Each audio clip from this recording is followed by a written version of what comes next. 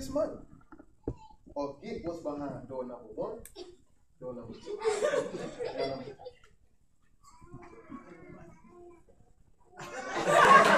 Give the brother a hand. Give the brother a hand. No. So, this is exactly what we do on an everyday basis. We are conditioned to take what we see. Because you know this is a for sure. I got this money. I don't know what's behind door number 1, 2, and 3. I'm conditioned to take what I see. Read that scripture again. It says on verse 18, while we look not at the things which are seen. He saw the money. I know I can go get me a couple bags of chips. I can get a couple gallons of gas. Get some gas, right? He looked at this is what we conditioned to do. Read. But at the things which are not seen, for the things which are seen are temporal. It's temporary. Behind one of these doors could have been the key to eternal life. But these are the things that we don't consider. Give me a hand back. I just want to show you these are the things that we don't consider. Right? So we got to understand we can't just look at what we're going through and take this stuff and make it more than it is. This stuff is temporary, but we got to fight through it. You know what I'm saying? Because it's a greater, it's something greater on the other side. Right? Back to Romans 8. Yeah, finish that up. It says, but the things which are not seen are eternal. Are what? Eternal. Are eternal. Read. Go ahead. Okay. Go ahead. Read that. Romans 8. Romans 8 and 24. For we are saved by hope. We are saved by hope. But hope that is seen is not hope. For what a man seeth, why doth he yet hope for? Why you going? Well, if I see this in my face, what do I got to hope for?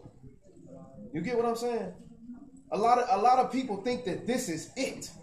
A lot of people that become atheists, they say, "Oh, this is it. Ain't nothing else after this." Right? So this is all they looking to. They ain't hoping for nothing because this is what I got in front of me. Right? We know that it's something that's more magnificent waiting on us if we just go through what we got to go through here, this light affliction. Right? Go ahead.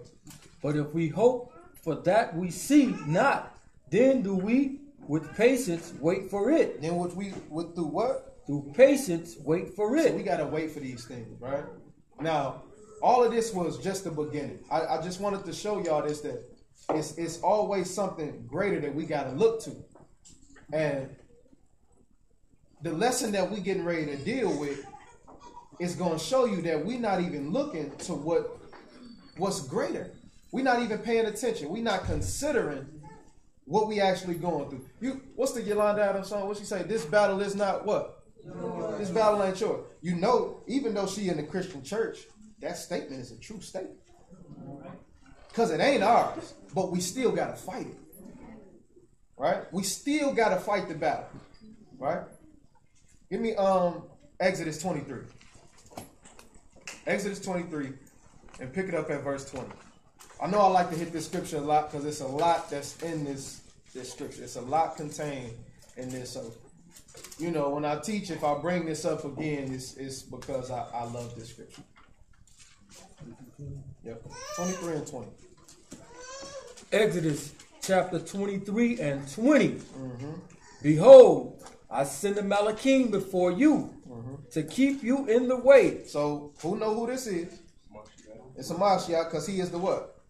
The way. And the what? The road. And the what? So he keeping us in the way, right? Go ahead.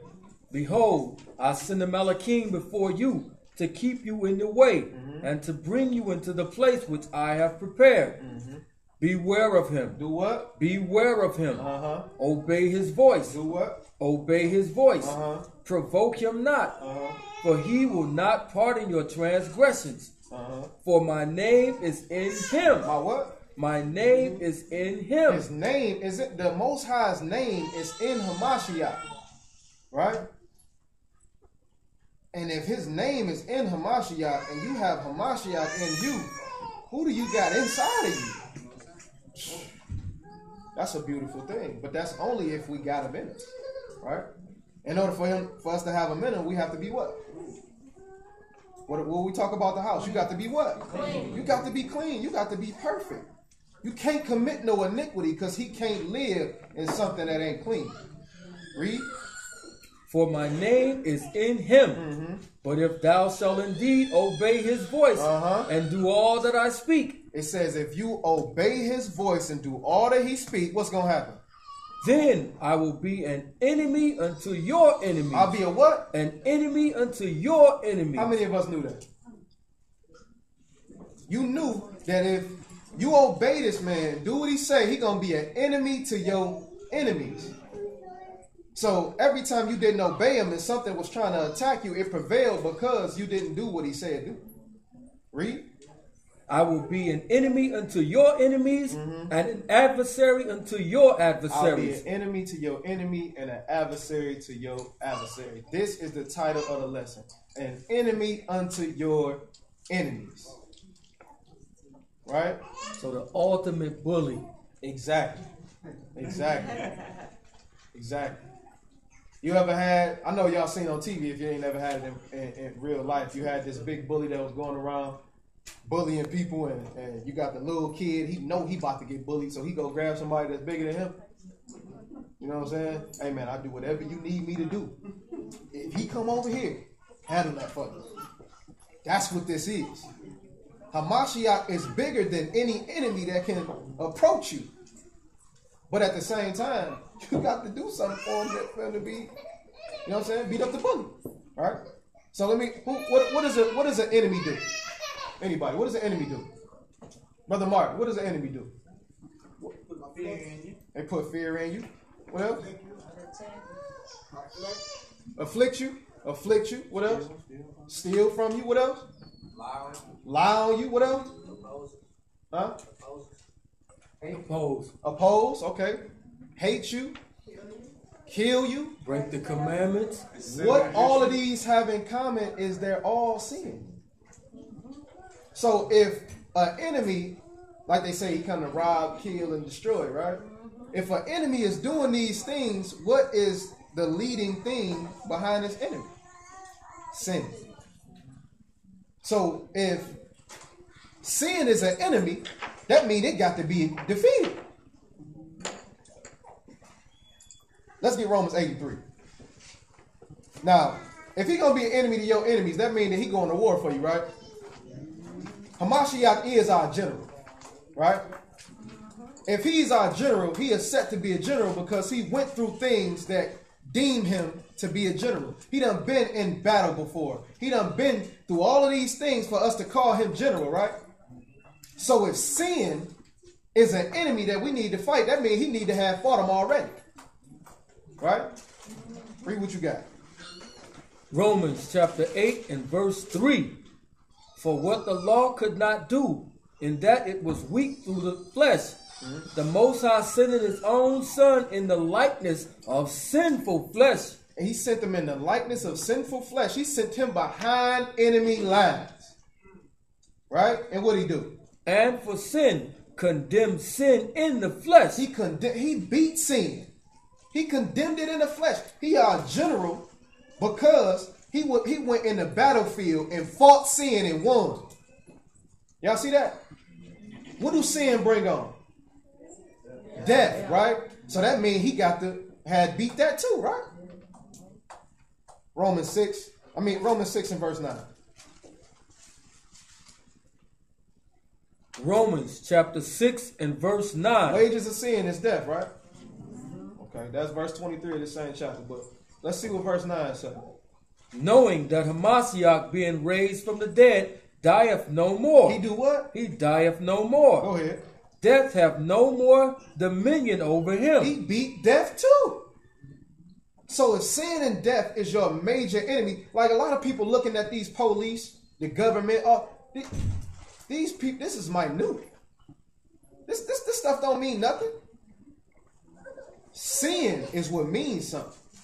Sin is what can get you in hellfire. Government can't. Fear not those who can do what? Kill the body. But could do what? So we ain't worried about no police, no government, no Illuminati. We aware of it. We ain't worried about it. What our main focus need to be on is sin and death. They go hand in hand. And your general has beaten both of them. So who you got to look to for training? You got to look to your general. Right?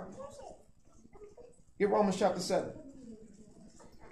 Sin and death go hand in hand. Your general done beat him. That means he got to give you the training to do it.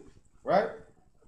But the crazy thing is, sin is on your flesh. Sin really lies within you. Sin is who you were before you came into this truth. I wasn't Travis Snipes. I was sin walking around here. You understand what I'm saying? That's real talk. Because that's all we was. We was just a walking pile of sin. Which means it's still a remnant of sin that's trying to get in you because it's a part of you. Read what you got, Doc. Romans 7 and 7.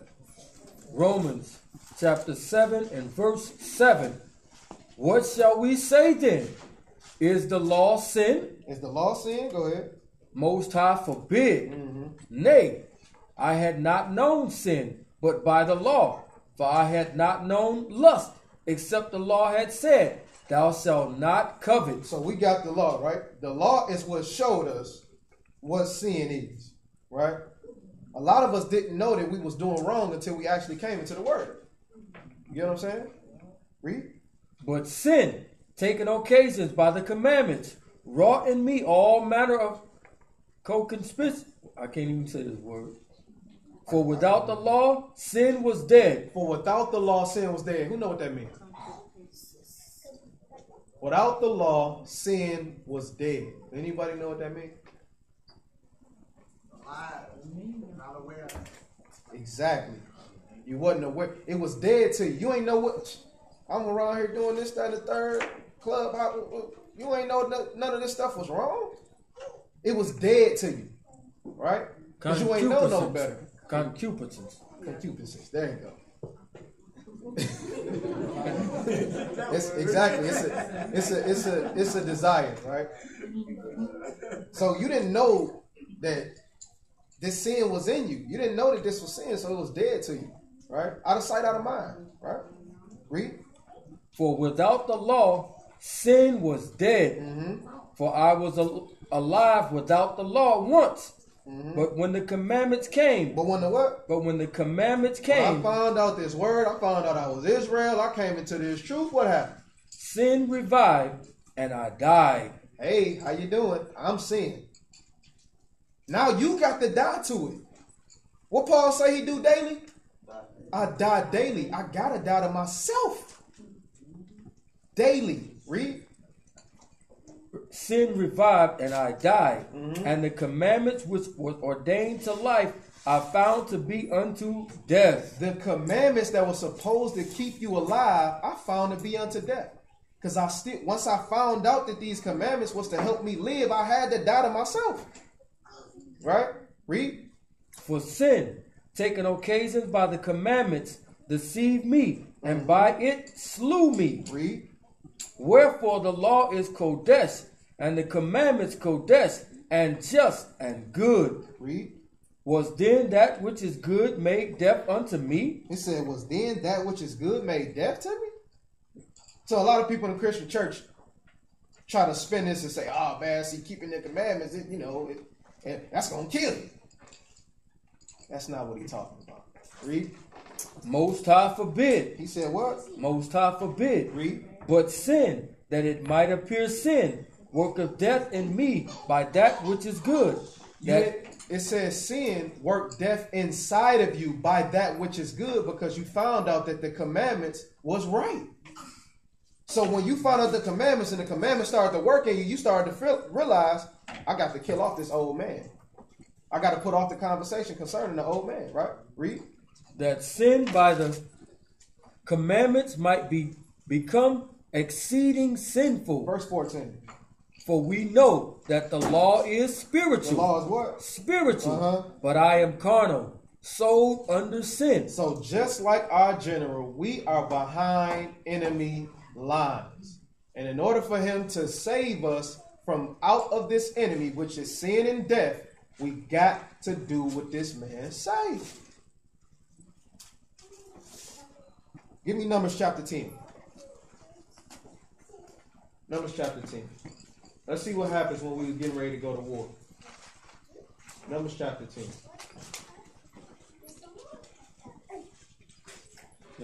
10 and verse 9. Numbers chapter 10, verse 9. And if you go to war in your land against the enemy. If you go to war in what? In the land against your enemy. If you go to war in the land against your enemy, what you supposed to do? That oppressive you. Do sin oppress our people? We talk about the white man do it. It's because of what we did to ourselves that we even in this position. Read. Then ye shall blow an alarm. You shall do what? Blow an alarm with the trumpets. With the what? With the trumpets. You're supposed to blow an alarm with the trumpets. Read. And ye shall be remembered before Yahuwah your power. Isaiah 58:1. Read that again from the top. Verse 9. And if you go to war in your land against the enemy that oppresseth you, then ye shall blow an alarm. You shall blow an alarm with the trumpets. With the trumpet. And ye shall be remembered before Yahuwah your power, and ye shall be saved. He's going to remember you and save you if you blow this trumpet. Isaiah 58:1. Isaiah chapter 58 and verse 1. Cry aloud. Do what? Cry aloud. And do what? Spare not. Lift up thy voice. Like a what? Like a trumpet. Like a trumpet. So he says, if you blow this trumpet when you at war with your enemies, then he gonna save you, right? He told you to cry loud, spare not, lift up your voice like a trumpet, and what? And show my people their transgression. Who is our enemy? Sin. What is transgression? Sin. It's sin. He told you, you lift up your voice to this sin, you got to show my people their sins, and I got to come save you. I got to. Read. It says, and show my people their transgression. In the house of Jacob what? And the house of Jacob their sins. Blow that trumpet. You got to acknowledge the fact that it's wrong in order for you to do right. Right? He told you, if you blow this trumpet, I'm going to come save you from your enemy. But how many know we can't just talk it? Got to be about it too. So you might scream out that it's a wolf. And if the wolf run at you, you going to stand there? Nope. Got to get away. Right? Give me Exodus chapter 3 and 11. What I'm trying to show here is when you go into war with this enemy, which is sin and death, you call it out, but you still got to do the footwork. I'm not going, what's the saying? I can't help nobody that don't want to what? I can't help you if you don't want to help yourself. You can't just say it to me. Isaiah 29 said they come to him with his lips, but their heart is far from him because you ain't doing nothing about it. Exodus 3 and 11. Let's see what he had Moses do. Exodus chapter 3 and 11. And Moses said unto the Most High, who am I that I should go up unto Pharaoh? Now Moses already had seen that the people was in distress, right? He already seen his people was being afflicted. So the Most High gave him a task. All right, you see this. Go do this. He's like, how I'm going to do it? Right? Well, you can't just do it yourself. No, it don't work like that. Read. And Moses said unto the Most High, who am I that I should go up unto Pharaoh? You know, a lot of people say, I done did too much dirt for the Most High to look on me and forgive me. I can't be perfect. It's impossible. Moses said, who am I? How I'm going to fight this bully? How I'm going to fight Pharaoh? Right? Read. That I should bring forth the children of Israel out of Egypt. Go ahead. And he said, certainly I will be with you. He said what? certainly I will be with you. I'm going to be with you. I need you to go and do it, but I'm going to be with you. I need you to say, I'm not about to smoke no more. I need you to say, I'm not going to drink no more. And when somebody trying to pass you a blunt or trying to give you a 40, you say no. I need you to stay away from fornication. So if anybody try to entice you, you get away from them. Give me Psalms 1:1. I need you to go and do it. I'm trying to save you, but I need you to do the footwork. You got people in your life right now that gear you to doing wrong. And you won't do the footwork to get away from them. You won't do the footwork. Whenever you go around these people, it's always a negative conversation, inappropriate conversation. All of these things going, but you won't get away from them. Do the footwork and he gonna help you. You ain't gonna never get up out of your sin if you don't take that, if you don't put your best foot forward. Psalms 1:1. Psalms chapter 1 and verse 1. Blessed is the man that walks not in the counsel of the ungodly. That walk not in the what? In the counsel of the ungodly. And what else? Nor stands in the way of sinners. How you gonna get away from sin if you always around sinners? It's impossible. Either they gonna sway you or you gonna sway them. And 9 times out of 10, the sin ain't trying to come up out of sin. You got to do the footwork. Read. Nor sit in the seat of the scornful. Nor sit in the what? The seat of the scornful. Go ahead. But his delight. But his what? His delight is in the law. It's in the law. Light can't be around darkness. It can't. It just can't happen. When it was darkness upon the face of the deep, right? The Most High created. And where did the darkness have to go? It had to go away. They can't stand with each other. They can't. It's impossible. The scriptures say you are the children of the light. When you go around the children of the darkness, they have to go away. Or when the darkness starts to come over the light, when nighttime starts to creep up, where the sun go? I got to get away from you. You're dark. That ain't what I'm about. I'm about the light. You got to go. You get what I'm saying? They can't come together.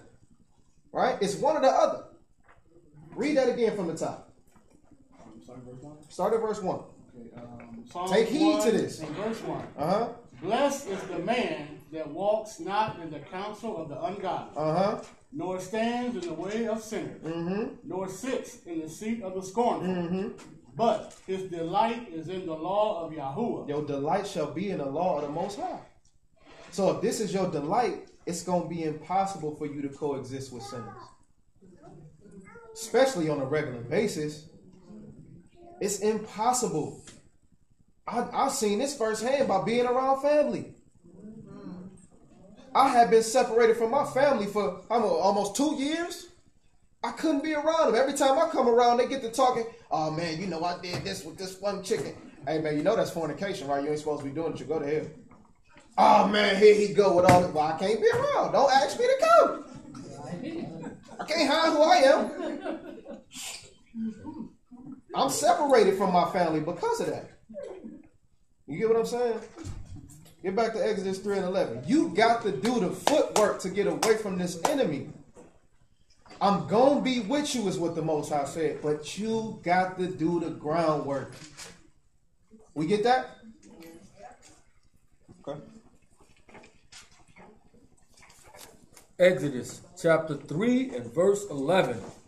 And Moses said unto the Most High, Who am I that I should go up unto Pharaoh, and that I should bring forth the children of Israel out of Egypt? And he said, Certainly I will be with you, and this shall be a token unto you that I have sent you. So he said, listen, this is going to be a token to you. This is really a prize for you. This is really something great that I'm showing you. It's really something. Take this into consideration. This is a token. Just know that because I sent you, I ain't going to let nothing happen to you. Pharaoh ain't going to overcome you. I'm the one who I kill. And give me Exodus 15 and 3. The Most Highs who do this stuff. Give me that. Give me that scripture. Exodus chapter 15 and verse 3. Yahuwah is a man of war. He a what? A man of war. He a man of war. So if you in his army, and this is the creator of all, he is a man of war. If he sends you as a soldier in his war, do you think he gonna let something happen to you? He said, let this be a token to you. I'm the one that sent you. So if I send you in there with a mission and you do it, I got your back. You know what I'm saying? It's just like the Ak period, right? You was in the military, right? Yep. If the army give you specific instructions and say, hey, I need you to go in here, do A, B, C, and D, and you walk in there and do H, I, J, and K, you on your own. I didn't give you them instructions. You on your own. Don't think that you can do it your own way. I trained you to do it my way. It's simple, right? Get verse 18 in that same chapter. Verse 18. And they shall hearken or listen to your voice.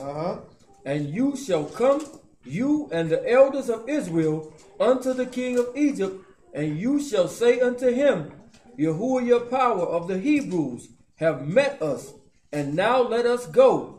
We beseech you 3 days' journey into the wilderness, that we may sacrifice it to Yahuwah our power. So the Most High done gave Moses the whole game plan.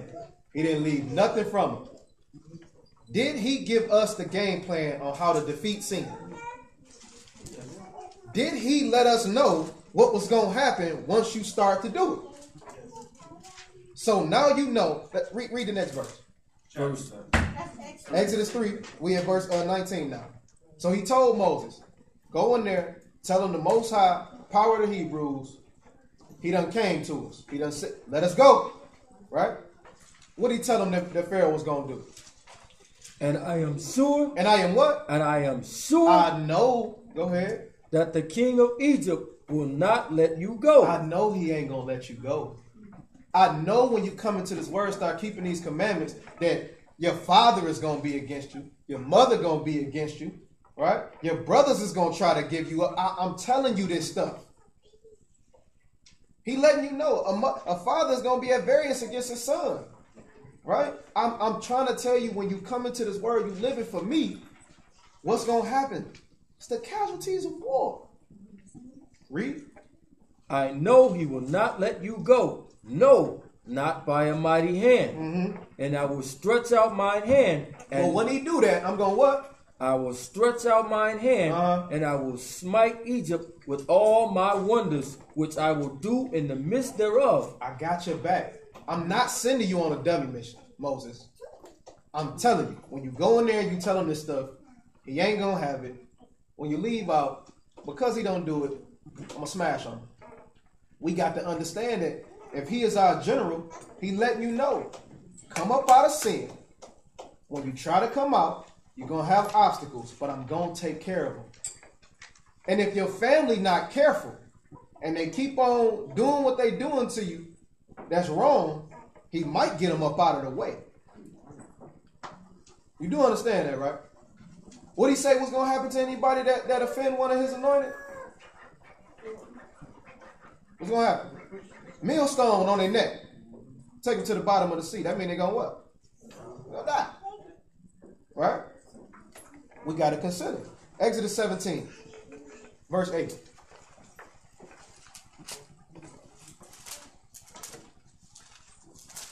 Just listen to the general, and he going to lead you through the battle, and you going to win. Exodus chapter 17 and verse 8. Then came Amalek. Then came who? Amalek. One of our enemies. And fought with Israel in Rephidim. And Moses said unto Joshua, choose us out men, and go out and fight with Amalek tomorrow.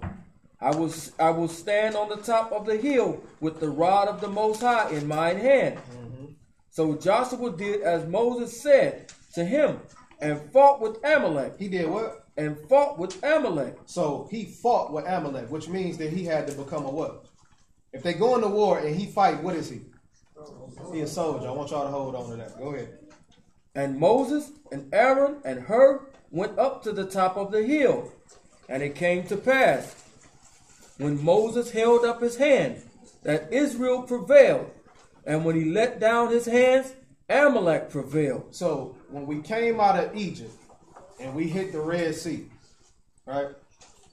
If Moses wouldn't have listened to the Most High to lift up that staff, right, to part the sea, what will become of us?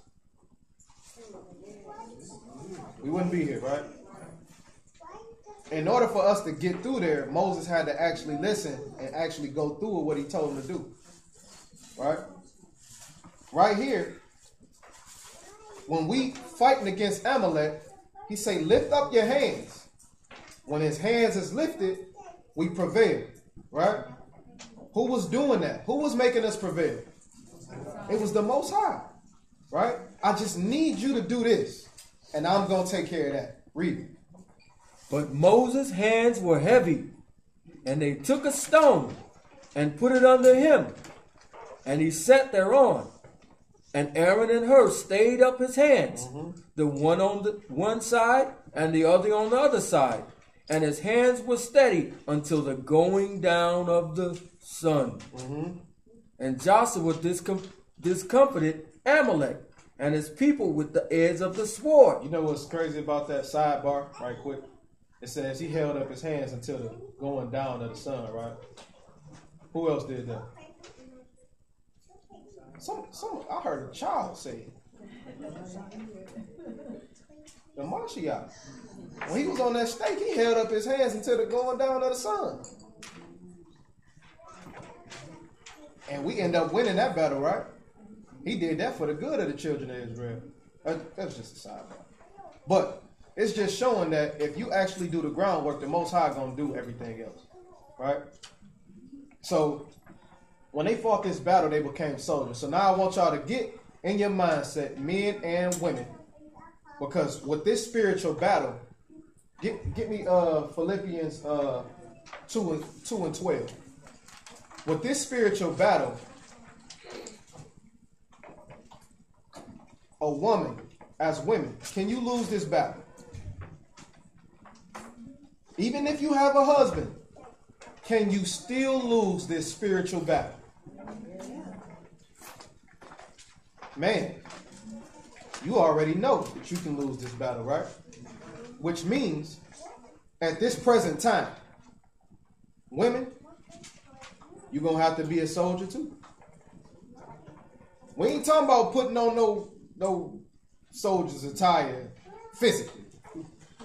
We talking about in this spiritual mind frame that we in, fighting against sin and death. Right? You have to become a soldier as well. Let's see. Read that. Philippians chapter 2 and verse 12. Wherefore, my beloved, as ye have always obeyed, not as in my presence only, but now much more in my absence. Work out your own salvation. Do what? Work out your own salvation. You got to, at the end of the day, you're going to have to stand on your own 10 toes at judgment. Your husband is there to guide you, but if you don't pay attention to the guidelines, you're going to find yourself swimming in the lake. Right? So we all got to be soldiers. Give me 2 Timothy chapter 2. Right? Got to be soldiers.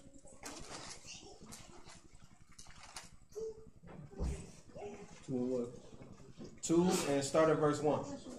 Keep in mind, we are at war. You partially at war with the world. Hashaitan got a hand in it. And you also at war with yourself. Your what? Your flesh. I want y'all to hold on to that. Go ahead. 2 Timothy chapter 2 and verse 1. Thou, therefore, my son, be strong in the grace that is in Yahushua HaMashiach, and the things that thou hast heard of me among many witnesses, the same commit thou to faithful men, who shall be able to teach others also. Though therefore endure hardness as a good soldier. As a what? As a good soldier of Yahushua HaMashiach. Endure hardness. This is light affliction. Endure this hardness. Because remember, although you see this stuff, it's still something greater that you don't see. Next verse. No man that warreth entangleth himself with the affairs of this life. Read that one more time. No man that warreth entangles himself with the affairs of this life. What does this mean? Somebody let me know what this means. I need somebody to tell me. Give me a volunteer. No man that warreth entangles himself with what? With the affairs of this life. Goes back to not being worried about the carnal things of this earth right here. Exactly. Worried about eternal life. Exactly.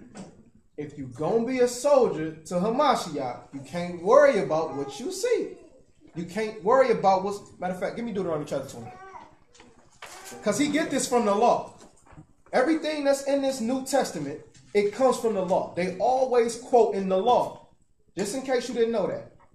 They always quote in the law. So this comes from the law. Let's see. He says, any man that's a soldier, don't entangle himself with the affairs of this world. Let's see. Deuteronomy chapter 20 and verse 1.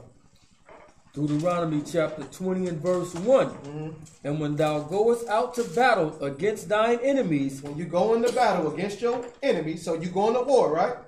Read. And seest horses and chariots and people more than you. He said, if you go and see horses, chariots, and people more than you. So just imagine you in battle. And it's just us. Right? Let's just say 30 of us, whatever, right? We here. We in this room. And outside of here is tanks, helicopters, police, army men. You got people underground trying to dig up they SWAT. You got all that around here, right? He said, if you see all of this stuff, what? Read. Horses and chariots and people more than thou, be not afraid of them. Be not afraid of them. How hard is that to do? Being honest. It's hard. It's hard. You know it. It's hard. You hear the choppers. You hear them say, hey, you come out with your hands up or we're going to blow the building up. It's hard not to be in here shaking in your boots. But he did not give us the spirit of fear. Don't you realize that those who find themselves outside of the kingdom are those who fear?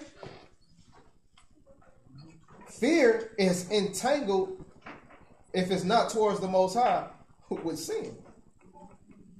He tell you from the very beginning, every time we had any type of battles with anybody, the first thing he tell you to do is do not be afraid. Why is that?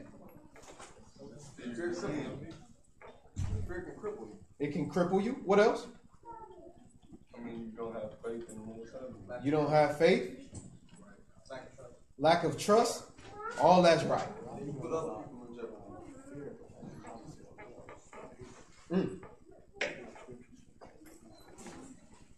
This what we got to realize. When it came to Moses, he told Moses, go up here, do this thing, and I'm going to be with you. So if all of these things were surrounding this building, telling us they're going to blow us up, the one thing that we got to realize is, man, we had Shabbat class. This is ran by the Most High. They better be scared. It's hard to think that way, but he commands you to every time. Fear not. Don't be afraid. In battle, fear will get you killed. You understand? But at the same time, it'll also save you. Because when you're scared, what they say with a cat in the corner, you're going to do whatever you take to get out. Our fear towards the Most High is going to save us. But your fear towards man is going to get you damned to hell. We see that, right? We do understand that. Read. Matter of fact, let's get an example of that. Give me 1 Kings No, 2 Kings chapter 6. 2 Kings chapter 6. 2 Kings chapter 6. Let's get an example of that.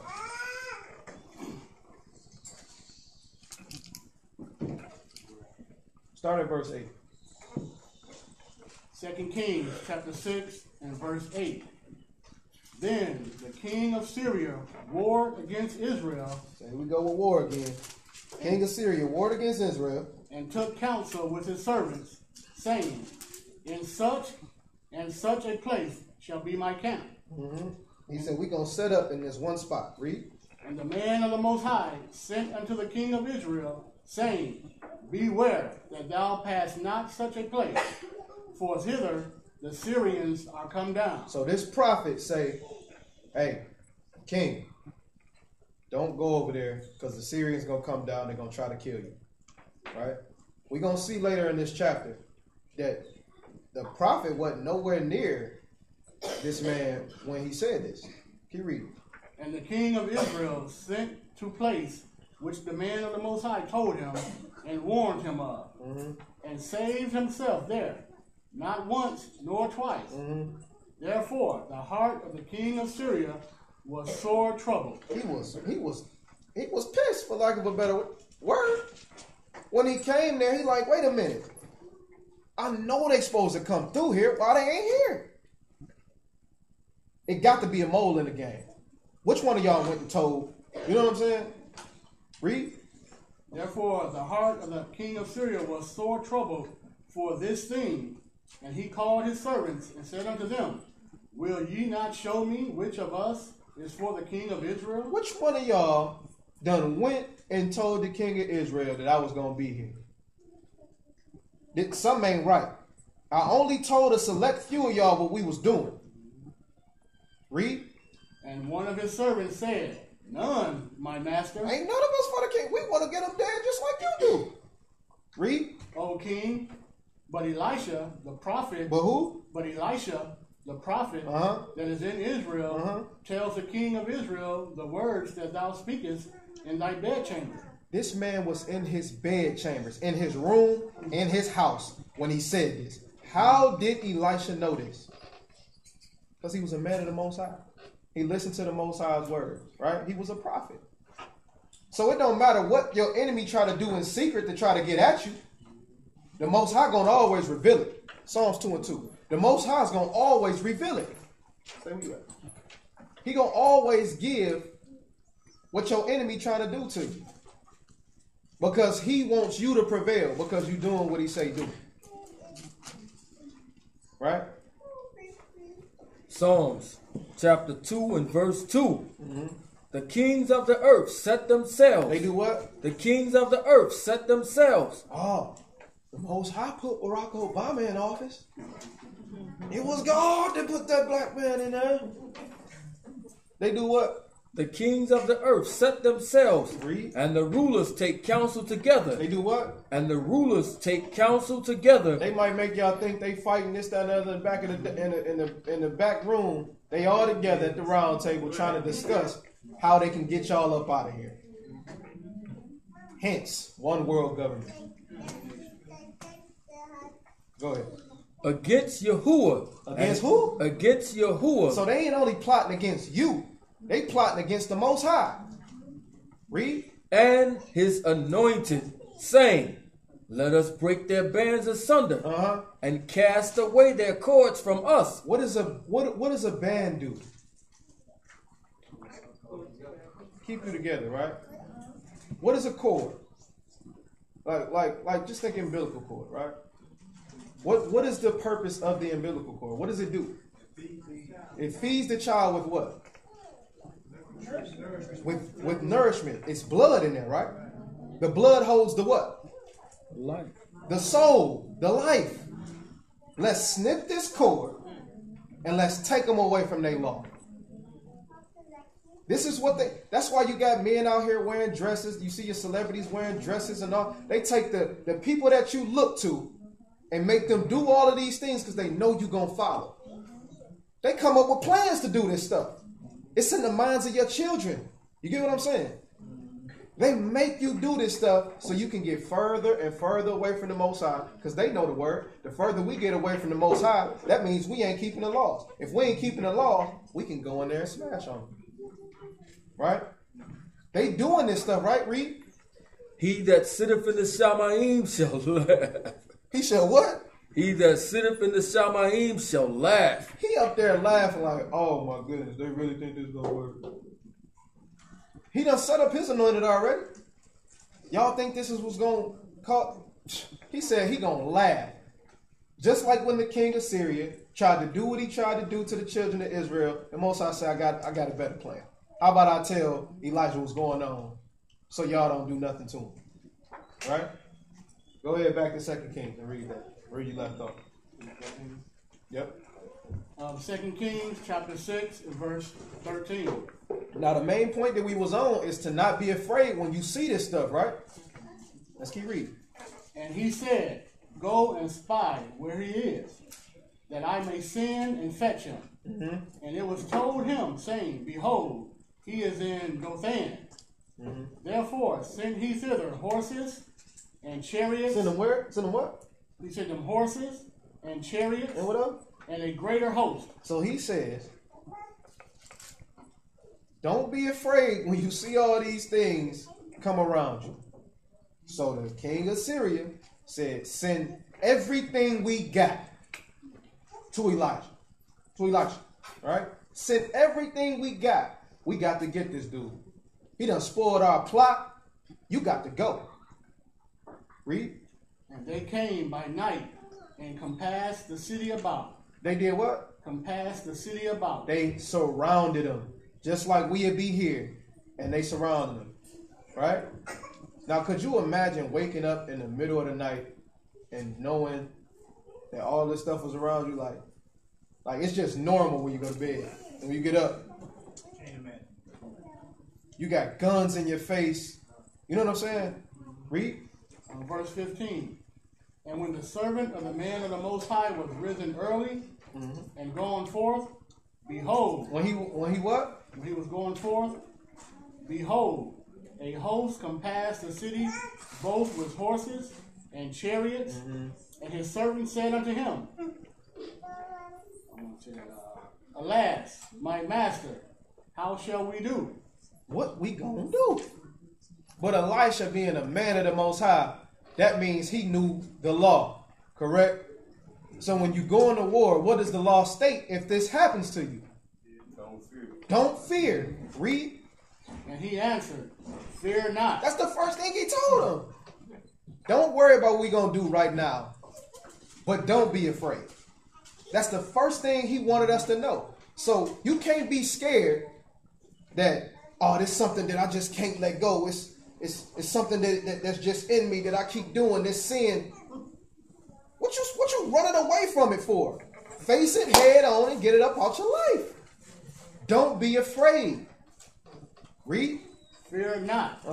For they that be with us are more than they that be with them. Wow. They compassed them, but he still said it's still more of us than them. Why is that? Because he had the Most High. Read.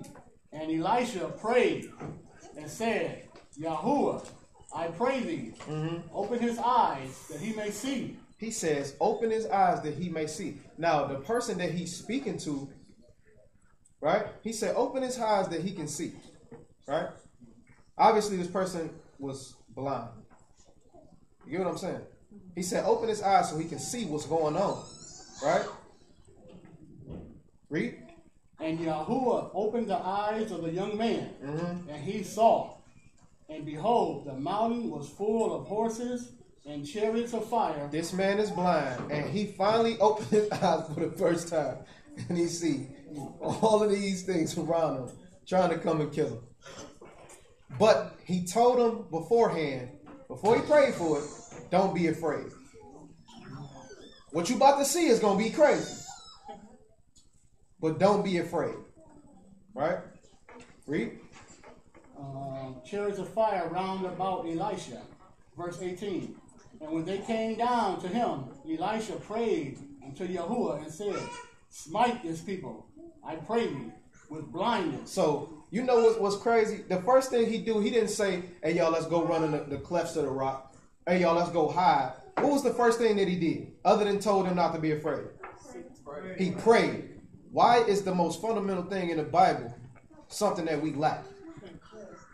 How many people do your 3 prayers a day, honestly? It's fundamental, man. We gotta get to that. You understand what I'm saying? The first thing this man did was pray. You know? I mean, it's not hard to do, but you got to dedicate yourself to it. You got to pray. You got to at least get your 3 times a day in. That's in the book. Read. And he smote them with blindness according to the word of Elisha. Mm-hmm. And Elisha said unto them, this is not the way, neither is this the city. Follow me, and I will bring you to the man whom ye seek. So, all in all, this soldier of the Most High, right? The first thing he when he got up, he saw this stuff. He said, "Don't be afraid." He wasn't afraid of none of these people and nothing what they had for him. He prayed to the Most High, and the Most High delivered them from out of their hands and actually brought the enemy behind enemy territory. You get what I'm saying? So let's go back to Deuteronomy chapter 20. So that's just that first portion of Deuteronomy 20. As a soldier, he tells you, if you see all of these things around you, don't be afraid. How many sins is it that you can commit? Can you count on your hand?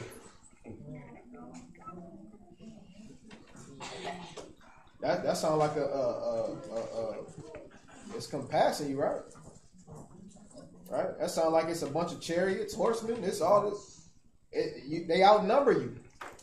But at the same time, if you got the general, if you actually doing what he say, he gonna fight them off. We all live in Detroit, right? Some may be on the outskirts. We live in Detroit, right? We see on the news murder, theft, all these things. Going on your everyday life, would you think that you live in the place that you see on TV? Because he took you out of it. You get what I'm saying? You inside it, but you out of it. You are in the world, but you ain't of the world. All these people getting murdered. We got one of the highest murder rates, but how many of you have been around it? It's too easy. I can make you free in captivity.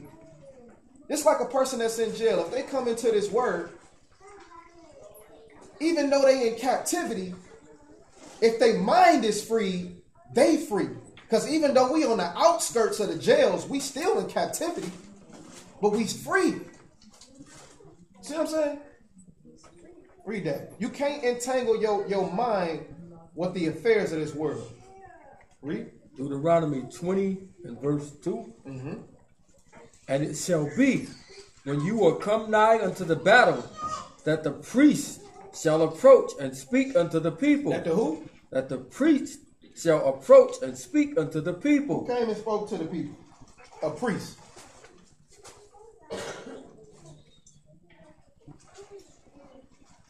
Nobody? I mean, like we literally every Sabbath we find this man in the volume of the book. Who we talking about? We're talking about Mashiach. Mashiach is our high priest.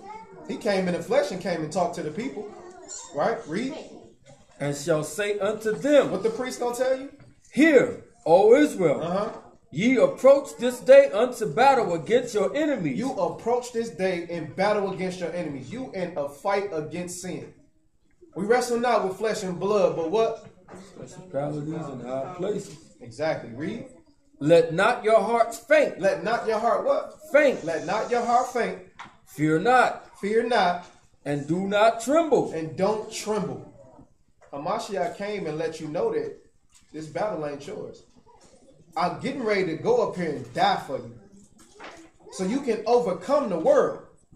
But you got to be willing to fight. The disciples, after Hamashiach died and rose, had to go in the trenches. They had to go and visit these places and bring these people up out of the damnation, the destruction that they was into. Read. Neither be ye terrified because of them. For Yahuwah your power is he that goeth with you to fight for you against your enemies. To save you. To save you. This is what he here for. But remember, he said, don't entangle yourself with the affairs of the world. Let's see what he's talking about. Read.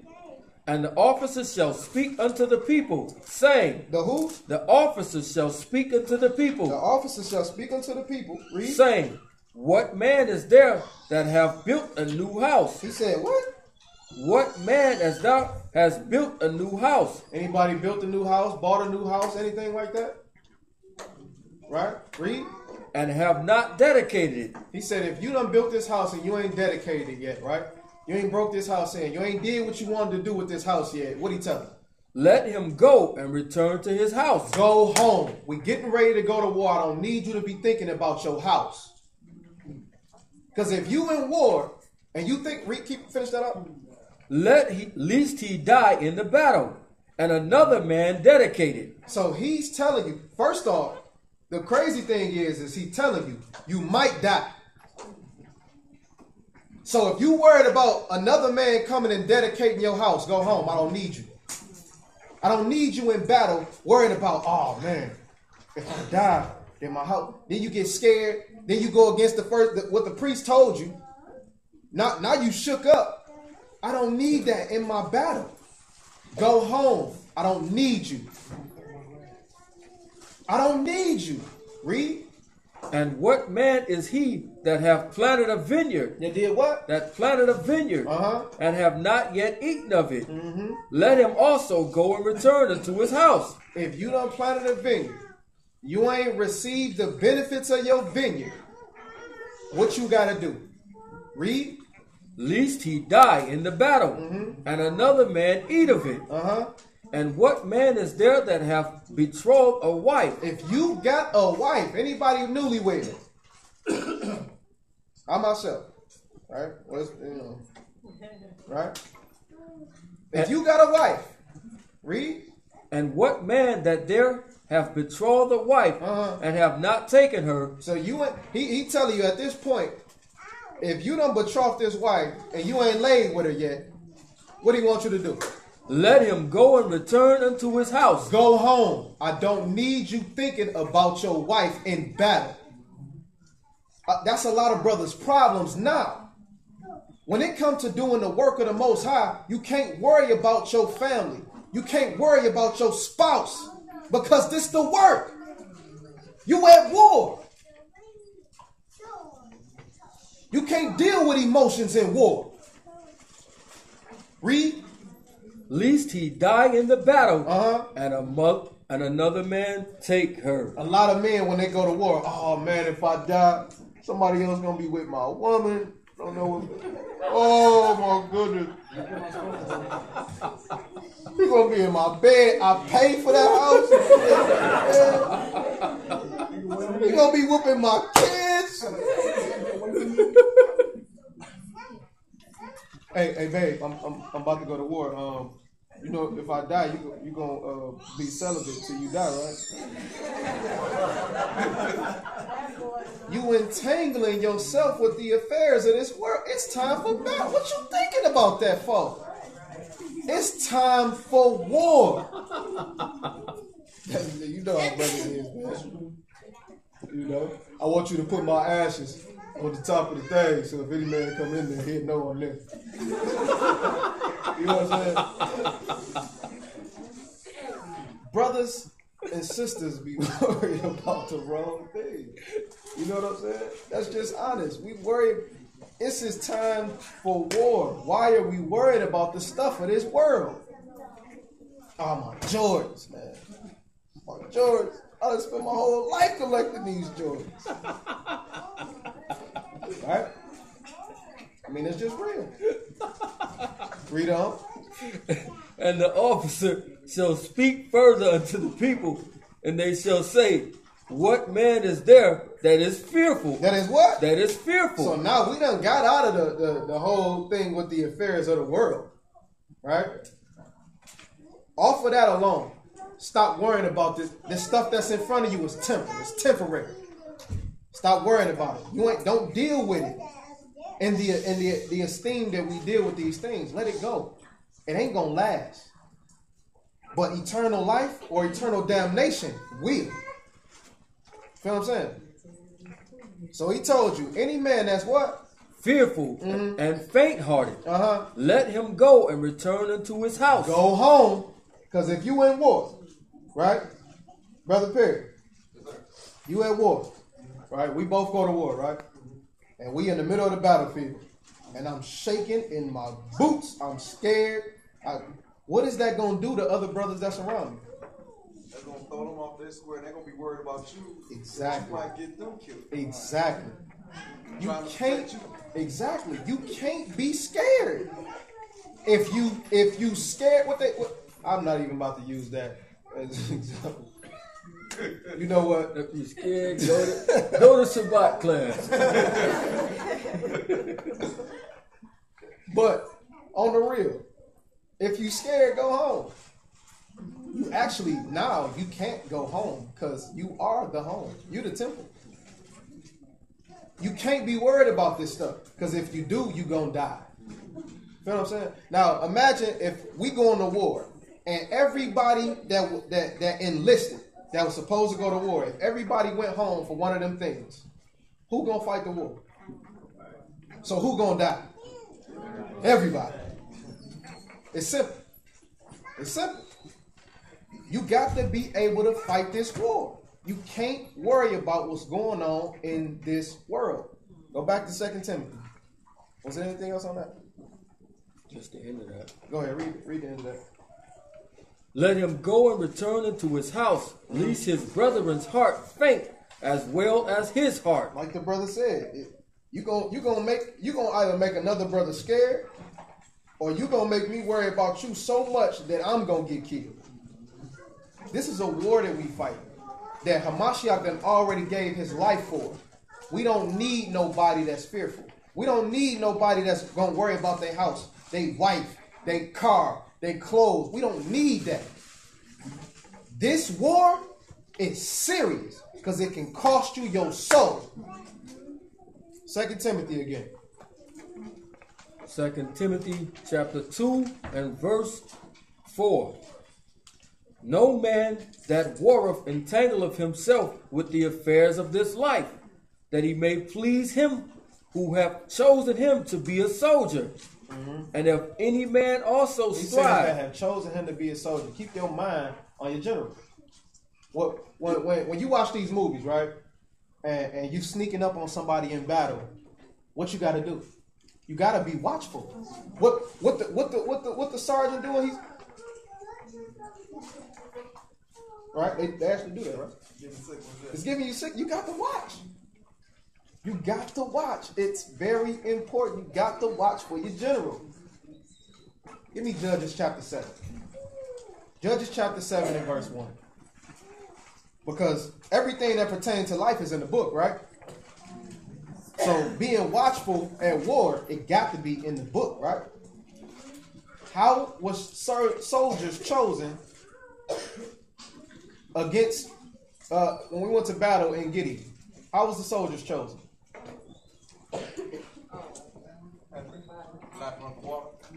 Exactly.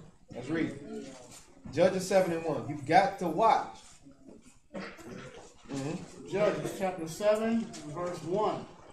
Then Jerubbaal, who is Gideon, and all the people that were with him rose up early and pitched beside the wall of Harod, so that the host of the Midianites were on the north side of them by the hill of Morah in the valley.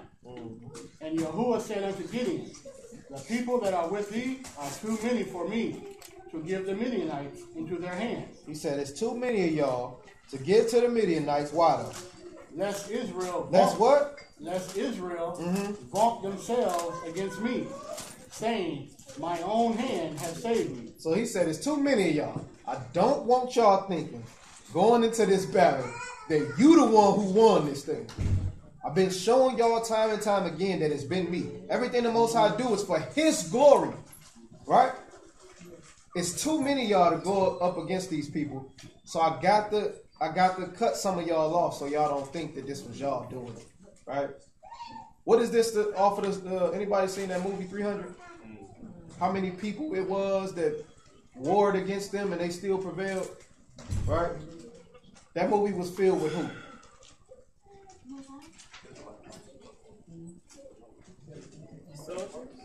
What kind of soldiers?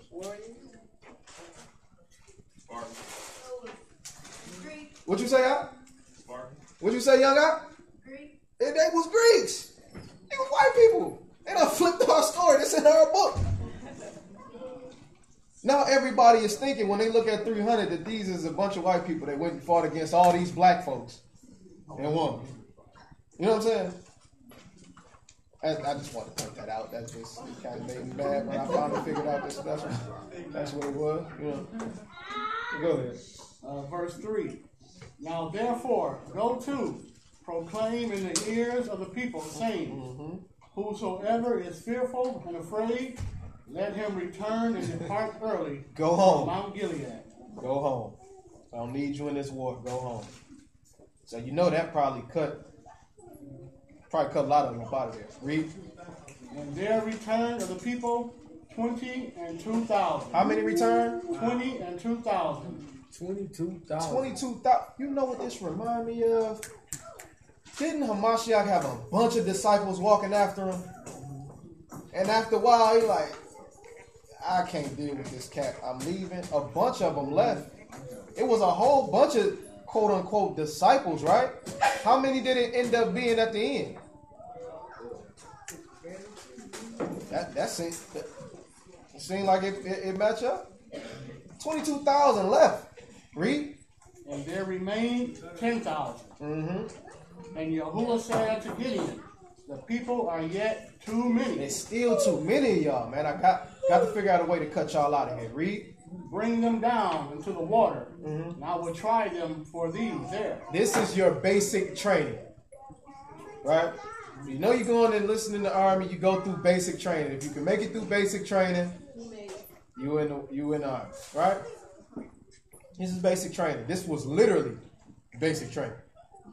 You ain't got to do no push-ups, no jumping jacks. This is basic training, right? Read. And it shall be. Now, how many men was it? 10,000. It was 10,000 men. Read. And it shall be that of whom I say unto thee, this shall go with thee. The same shall go over with thee. And of whomsoever I say unto thee, this shall not go with thee. The same shall not go. Read. So he brought down the people unto the water. And Yahuwah said unto Gideon, everyone that lappeth the water. Everyone that what? That lappeth the water. With his tongue, as a dog lappeth, him shalt thou set by himself. Likewise, everyone that boweth down upon his knees to drink. And the number of them that lapped, putting their hand to their mouth, were 300 men. So, these men was down like this, putting their hand to their mouth. So they can do what? So they can watch. They wasn't even in war right now. But these men got watchful eyes. I got to watch everything that's around me while I'm drinking this water. He said, them the ones I want. How many men was it? Out of how many men that stayed? 10,000. Don't that sound like a remnant? If 300 men out of every 10,000 men were to make it into the kingdom, what does that mean for this classroom?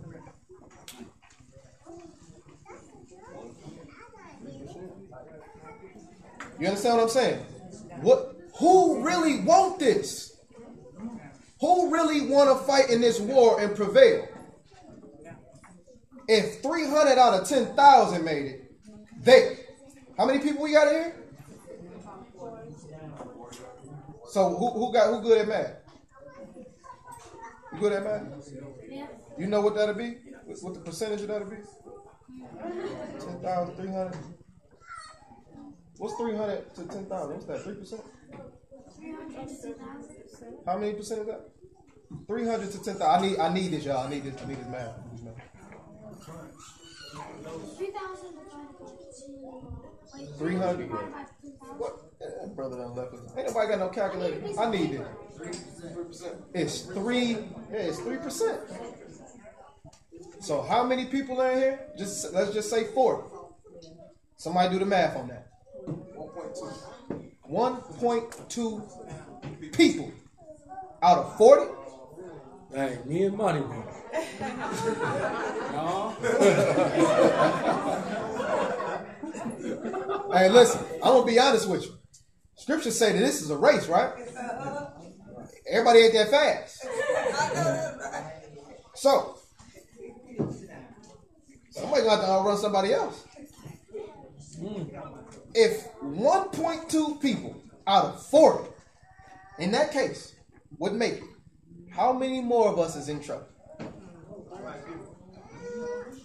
So take that into consideration. If you play out the odds, one person out of 40, I don't like them odds, right?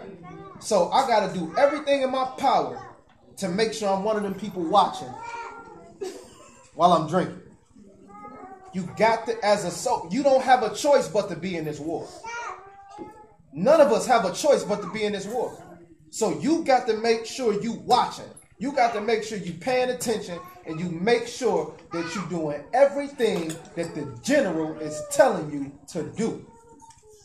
Because he'll send you home. You understand? Remember yesterday we were saying that them houses was going into them unclean places? What was that unclean place we found out?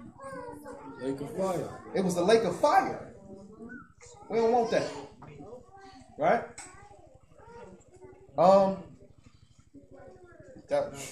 Get Galatians chapter 5. Galatians chapter 5. We almost at the end. Galatians chapter 5. When you at war, or when you think about going to the army, right? What's the first thing that scares you about the army? You don't think about basic training. You don't think about doing push-ups, jumping jacks. What do you think about? You think about war. In war, what happens? You die. I know I didn't enlist because I don't want to die. You get what I'm saying? This is the first thing that you think about when you think about a war. Wow, I could die. How many of us know that in this war, you have to die? You can't live without dying in this war. Too many of us is worried about living the life that we got than to living it with the Most High. In order for Hamashiach to ascend back to his Father, he had to what? He had to die. In order for us to be risen as a new man, as a new creature, we got to what? Read it. Give me a verse 16. Galatians chapter 5 and verse 16. This I say then, walk in the Spirit, and you shall not fulfill the lust of the flesh. Hold on. What makes you fear death? Your flesh. What makes you say, let's get it in? On the righteous tip. Your spirit. So your flesh is warring against your spirit. Do anybody know why your flesh war against your spirit? Please.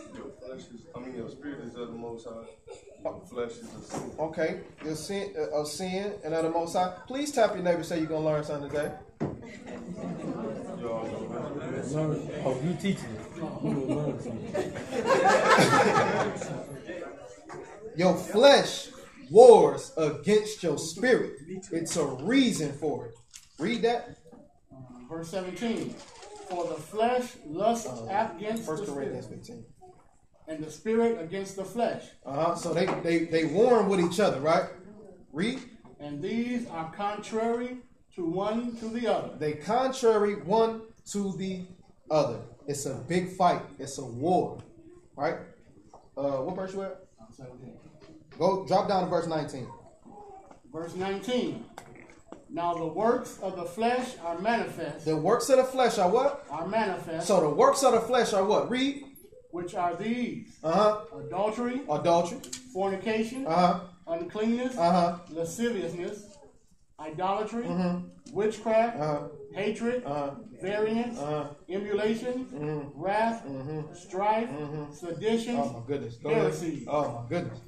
envying, Oh my goodness. Some more? envying, murders, drunkenness, revelings, and such like of these which I tell you before, as I have also told you in time past, that they which do such things shall not inherit the kingdom of the Most High. So, your flesh has a lot of flaws in it.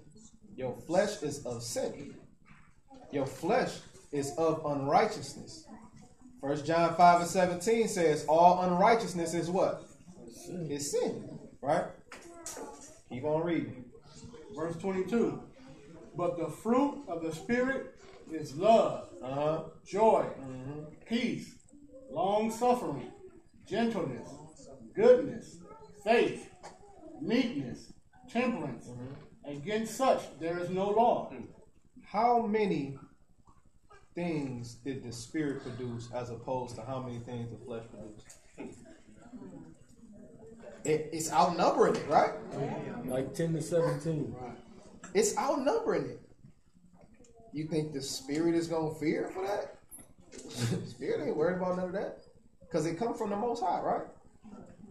The flesh is warring against the Spirit. This is a jealousy thing. But why in the world would your flesh be jealous of your spirit? Cain and Abel. What was the root cause? Jealousy. Joseph and his brothers. Esau, Jacob. This is a preface into what Brother Yaakov is going to bring out. Right? Jealousy. The spirit wars against the flesh, and the flesh wars against the spirit, and the root cause of it is jealousy. What does the spirit and the flesh have in common? You. Both of them have a hold on you. You have your flesh, but what dwells inside of this flesh is the spirit. 1 Corinthians 15 and verse 47. 1 Corinthians chapter 15 and verse 47. The first man is of the earth, earthly. The second man is the master from Shamayim. As in the earthly, such are they also that are earthly. And as the heavenly, such are they also that are heavenly. So he makes a distinction. You got the earthy, and you got the heavenly. You got flesh, you got spirit. Read. And as we have borne the same image of the earthly, we shall also bear the image of the heavenly. Now this I say, brethren, that flesh and blood. That what? Flesh and blood cannot what? Cannot inherit the kingdom of the Most High. Why is your flesh jealous of your spirit? It can't go. It can't go with you. They fighting over you. The flesh say, I can't. If this man do right, the spirit is going to take him and they're going to be with the Most High. And I got to be put off. No. We can't have that. Nope. Now I got to be on you and say, hey man, you see that girl right there? You see that bottle of liquor? You know what I'm saying? Oh, you ain't got to keep the Shabbat. It's jealous of us. It can't go. It has to oppose the spirit. Because if you end up making it to the Most High, y'all leave him. But if you don't, all of y'all together is going to be in the lake of fire. Y'all understand that? One more time? Read that again. Do it again. Start at verse 47. Matter of fact, go back to what you said first.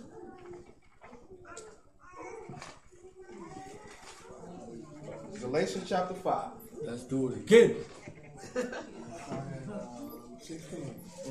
Galatians chapter 5 and 16.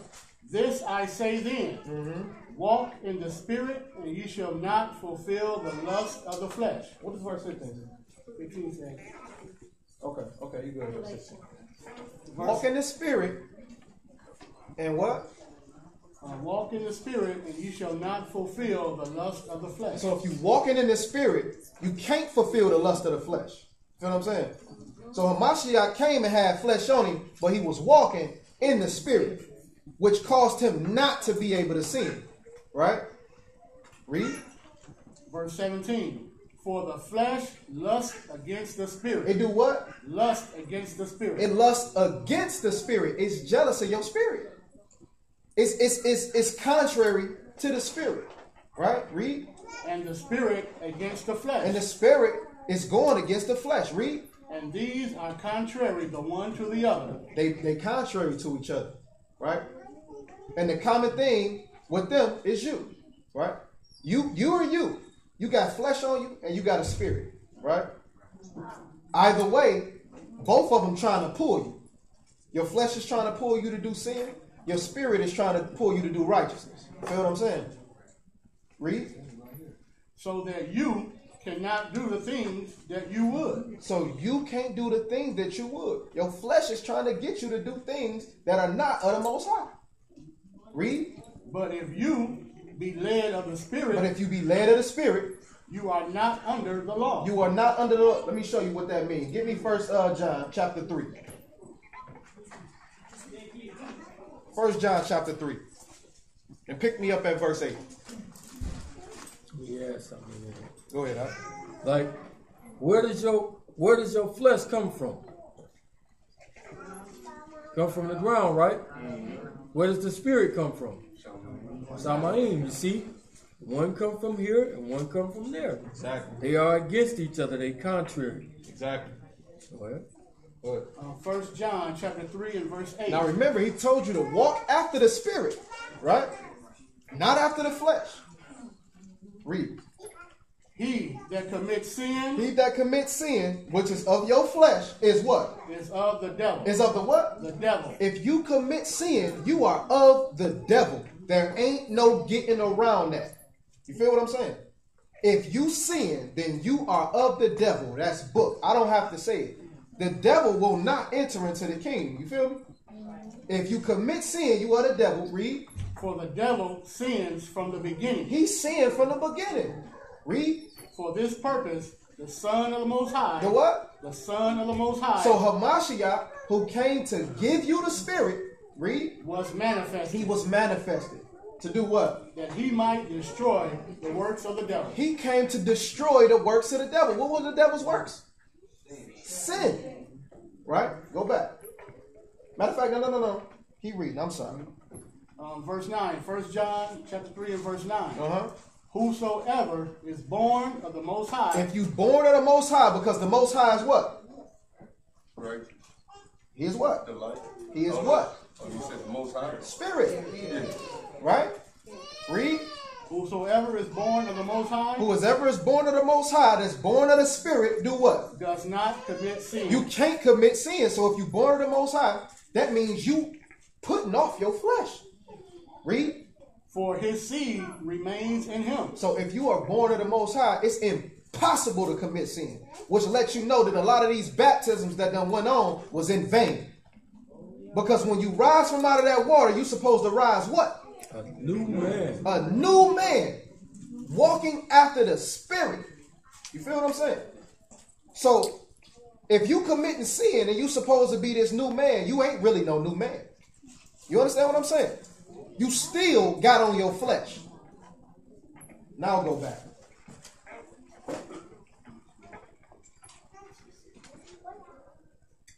Pick it back at 17. Galatians chapter 5 and verse 17.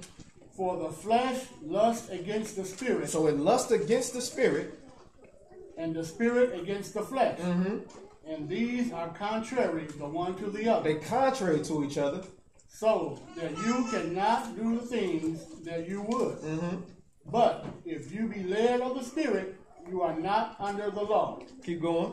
Now the works of the flesh are manifest. The works of the flesh are what? Are manifest. They manifest. And what are the works of the flesh? Which are these? Adultery, fornication, uncleanness, lasciviousness. What did he say? Lasciviousness. Before that. Uncleanness. Unclean. Didn't we talk about being in the... Your flesh is what makes you be unclean.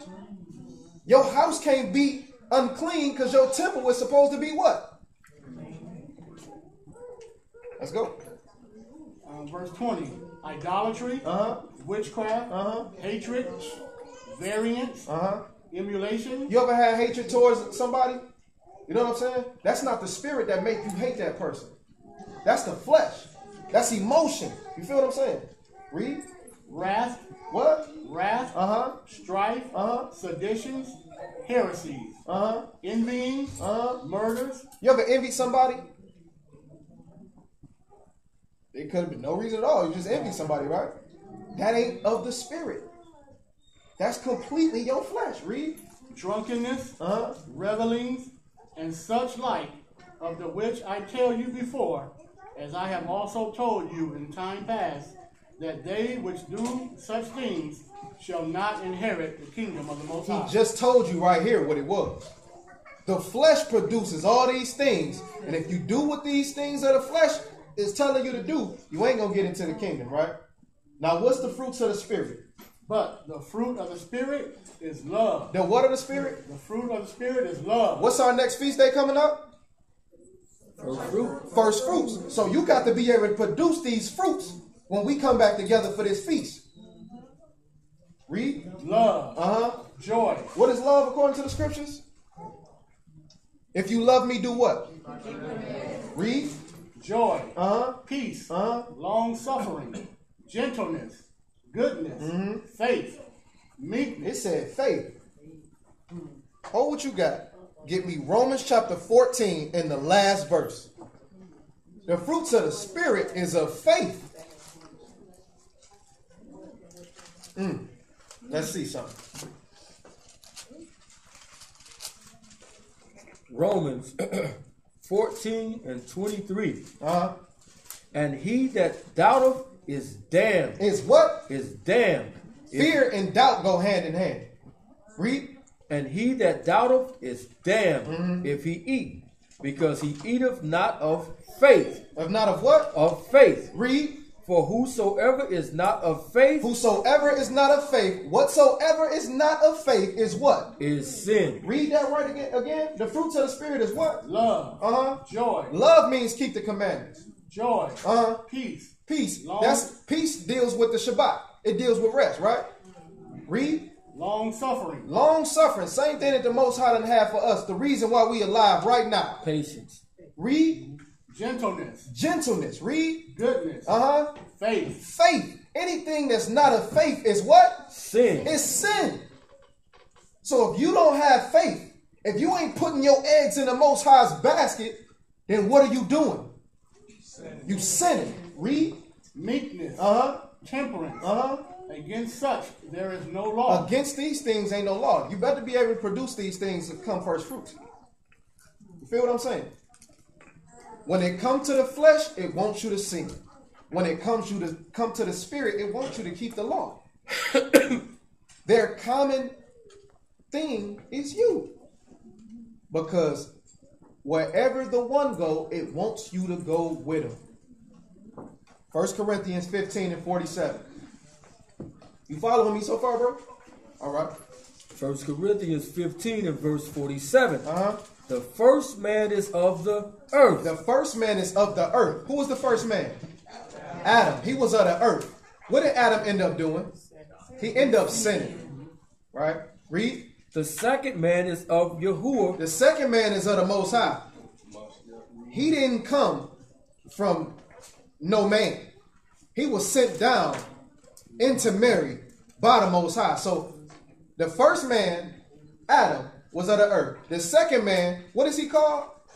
Anybody know what he's called in the scriptures? The second Adam. Right? He was the second Adam. But he came from the Most High. And if he have seeds that remain in himself, that means that his seeds got to do what? come from the Most High.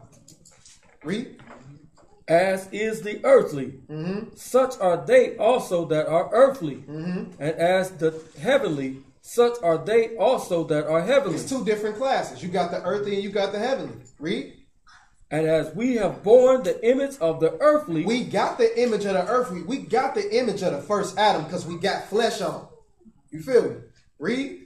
We shall also bear the image of the heavenly. We still got to bear the image of the heavenly. We still got to walk in the spirit. You look like Adam, but you act like Hamashiach. You understand that? Read. Now this I say, brethren, that flesh and blood. That what? Flesh and blood. That what? Flesh and blood. That flesh and blood, the image of the earthly, read, cannot inherit the kingdom of the Most High. It can't inherit the kingdom of the Most High. You feel what I'm saying? So, if the flesh can't go to the heavens, he got to keep you from getting there. Isaiah 66 in the last verse. He got to keep you from getting there. The spirit is going to the Most High. The spirit is trying to get you to come. So if the flesh can get you to sin, you get to stay with him.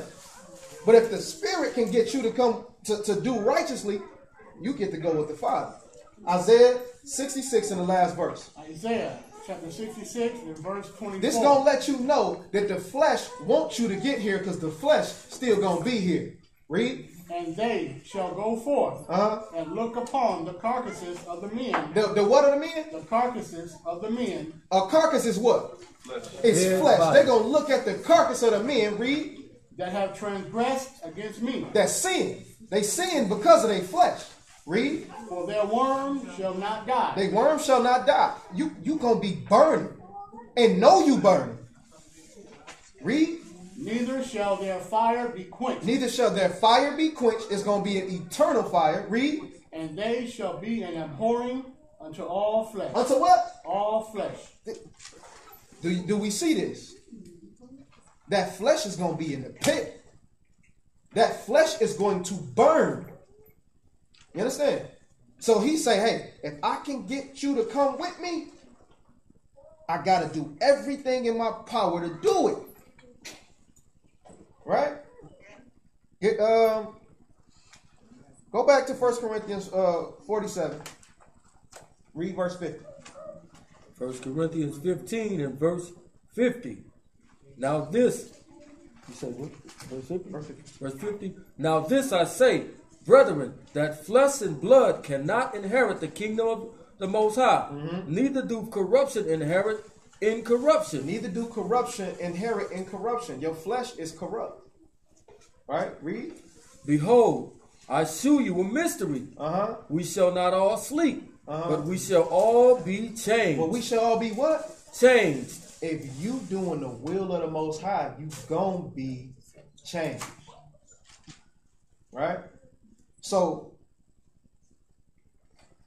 you gotta die one day. Why not let it be today? Why not die to yourself today?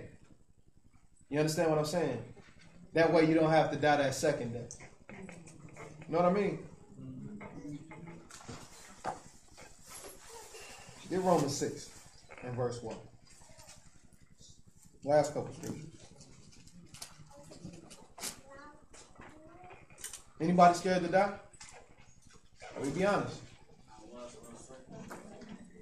I feel you. I feel you.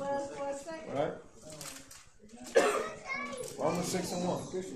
Romans. Right. I mean, it ain't an easy thing. It's not. Yes. This whole being over the fear of death don't come overnight. You understand what I'm saying? This comes with your walk. This comes with your acceptance of the word and the law. Because you can, like I said, you can say like, hey, I ain't scared of death. When you leave out here, somebody holds you at gunpoint, man, you get what I'm saying? You might be afraid. You feel what I'm saying? It comes with your building on this word. It comes with your building on keeping these laws and commandments. You feel what I'm saying? So we just got to prepare ourselves for what's to come. The inevitable. Read. Romans chapter 6 and verse 1. What shall we say then? Shall we continue in sin that grace may abound? So, do you continue in your flesh? Do you continue following after your lust that you gonna have grace because you ain't getting put to death right now? Read. Most High forbid. How shall we that are dead to sin live any longer therein? If you dead to sin, how are you gonna live in it anymore? If you claim that you have this word, if you claim that you've been baptized, by the way, if anybody need to be baptized, let brothers know. How can you live anymore in sin? It's impossible. It's impossible. You cannot say, I'm walking with the Most High and His Son and be a sinner. It's impossible. Read. Know ye not that so many of us were baptized unto Yahushua HaMashiach? We was baptized unto Him, and what? Were baptized unto His death? We was baptized into, we got to die. Read. Therefore, we are buried with Him by baptism into death. When He rose, what rose? The spirit or the flesh? Spirit. The spirit. When you come up out that water, you're supposed to come up spirit. That man, that old man got to die. Read. That like as Hamashiach was raised from the dead by the esteem of the Father, even so we also should walk in newness of life. In what? In newness of life. In newness of life. For if we have been planted... If we have been what? If we have been planted... He said his seed remains within himself. If you have been planted, don't you plant seeds? Right? Read. Together in the likeness of his death... We shall also what? We shall be also in the likeness of his resurrection. Knowing this, that our old man is crucified with him, that the body of sin might be destroyed. That the body of what? Sin might be destroyed. How do Christians get around this? It's in the New Testament that the body of sin may be destroyed. We cannot get around this. If you claim that you have been baptized into the death of Hamashiach, you cannot sin. Read. That henceforth we should not serve sin. That we should not serve who? Sin. Flesh. Sin. Read. For he that is dead is what? For he that is dead. For he that is dead is freed from sin. You freed from sin. Like my Agbi always used the comparison. If you feed in your flesh, your spirit gonna get weak. Right? So let's just say you lifting weights, right? You pumping up the flesh. You know what I'm saying? You're doing these things that are according to the flesh. When it come time for them to come back to war against each other, who gonna win? The flesh, because he done got big on you. You know what I'm saying? He gonna punk the spirit. Don't say nothing. I don't want to hear nothing. Don't say nothing to him, because it be your quote unquote conscience that be like, hey, don't go over there. Don't go to that party. Don't go in that house. Don't go mess with them people. But if the flesh puffed up and he punky, you better not say nothing. And instead of it being like, don't go over there, it's gonna be like, man, don't go over there. Man, somebody say something to me. Stay away from him. Ain't nobody talking. Your spirit gonna be in there. It's trying to scream out, but you done pumped your flesh up so much it's beating him down. But if you pump up that spirit, man, with this, that quote-unquote consciousness, which is your spirit, that the Most High put to dwell in you, is going to be like, yo, you go over there, you're going to die. You know what I'm saying? Ain't nothing good over there. Don't deal with them people. Yo, my man's that's a stolen car. You know him. You know he steal cars. Do not get in the car with this man. You know what I'm saying? Which one you going to work out? Read what you got. Ephesians chapter 4, verse 20. 6 and verse 10. Ephesians chapter 4 and verse 20. So don't take your eyes off the general. Right? Read. But ye have not so learned Hamashiach. If so be that you have learned him and have been taught by him, as the truth is in Hamashiach, that you put off concerning the former conversation the old man. Oh, man, you know, back in the day, man, you know, I used to knock him down. You know what ends up happening to that man? he ends up putting within himself all the stuff he used to do and start to think, do I still got it? I probably can. You know what? I'm gonna holler at this sister over here. You know what I'm saying? It starts to come up. Man, you know, when I used to boost cars, baby boy, I'm telling you, I ain't never got caught. What you used to do? Oh man, you know, I used to do this, do that. I can show you right now. Not even thinking it. You know what I'm saying? You got to put off the conversation of that old man. Let him die, man. He gone. Let him die. Whether it be in your marriage. How many of y'all been married for a long time? Been married for a long time? Long time? How many of y'all done had some real bad time? How many of you know that if you keep bringing up the bad times, you ain't gonna never get no good? Oh man, remember that time when you... That was 5 years ago. One more time. You got to leave the bad stuff alone.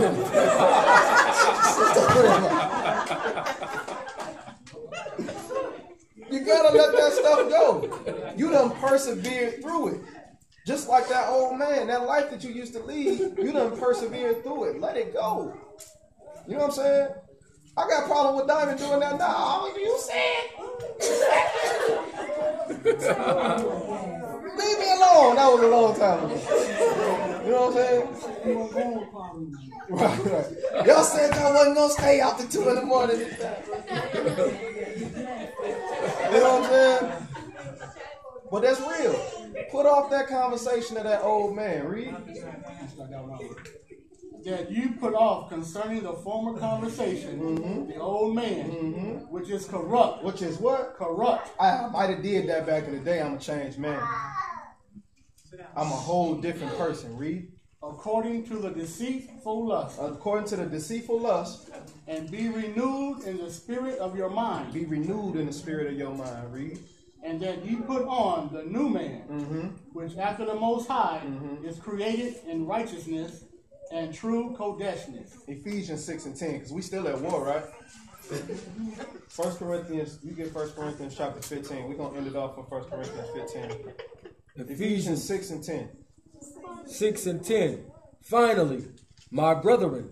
He said, finally. After all this hollering and screaming out of the here. Finally, this is what we getting to.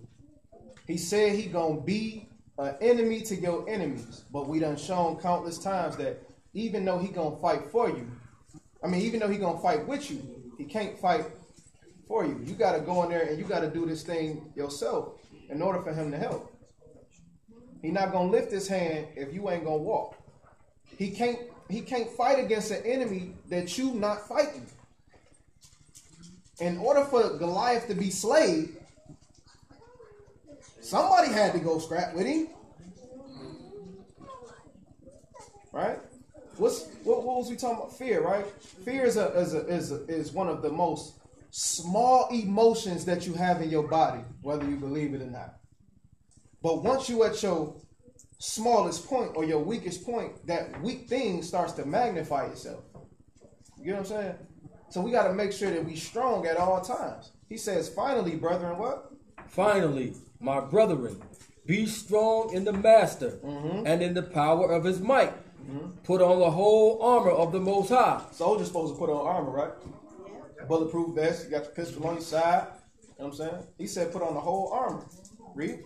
That ye may be able to stand against the wiles of the devil. That you may be able to stand against the what? The wiles of the devil. You got to be able to stand up to it. Read. For we wrestle not against flesh and blood, but against principalities, against powers, against the rulers of darkness of this world. Against the rulers of what? Darkness of this world. So if you the light, darkness gonna always try to cover you up. Shaitan leading the charge. Read. Against spiritual wickedness in high places. Wherefore, take unto you the whole armor of Yahuwah. Take the whole armor of Yahuwah. That ye may be able to withstand in the evil day. That you may be able to withstand in that evil day. Read. And having done all, to stand. Stand, therefore, having your loins girt about with truth. With what? With truth. What's truth? What's the truth? Hey man, listen. Give me Hebrews 2:1. That was too late. That was too late. Who said it though? Who said the law? I'm glad y'all be paying attention, man. We go over this every Shabbat. I'll pray and teach though, so I ain't fair though. I mean, he good though. He good. I'm talking about the brother back. You know what I'm saying? Brother over here. That was two. Hebrews 2:1. Read that. Hebrews chapter 2. I thought I was going to be able to end on a good note. Hebrews chapter 2 and verse 1. Read. Therefore, we ought to give the more earnest heed. Give the what? The more earnest heed. Give the most earnest heed. To the things which we have heard. To the things that we have what? Heard. Didn't y'all hear what the truth was before? Didn't we go and show that the truth was the law? Give an earnest heed to what you've heard. Read. Lest at any time we should let them slip. Lest at any time you what? Should let them slip. So if you done heard before that you're not supposed to murder, you don't stay in your word enough to remember it, and you go and murder somebody, what's going to happen to you? You're going to get killed. The Most High ain't going to stand it. So we got to understand that everything that we hear, everything that we being taught, we got to take this stuff in, consider it, go over it, so we can know it for ourselves, right? We got to do better, man. From the last time that I taught, and we spoke about you keeping the commandments, speaking about the commandments to your kids every day, how many people done done? 1.5% right there. Come on, man. Hey, it's your salvation you playing with. I can only say it. I can only tell you. We supposed to be reading this law every day, especially your kids. Your kids is at school for how many hours out of the day? 8 hours out of the day, 6, 8 hours. That's a long time to be away from you. That's a lot of information that they taking in that can be for or contrary to what you're teaching. We gotta make a effort to keep these things in our mind, right? So let's get 1 Corinthians chapter 15 and verse 10. So we know you're supposed to have this armor on. Gird yourself up, right? In truth, in the law. What's our enemy? Sin and death. 1 Corinthians 15 and start at verse 10. 1 Corinthians chapter 15 and verse 10. But by the grace of the Most High, I am what I am.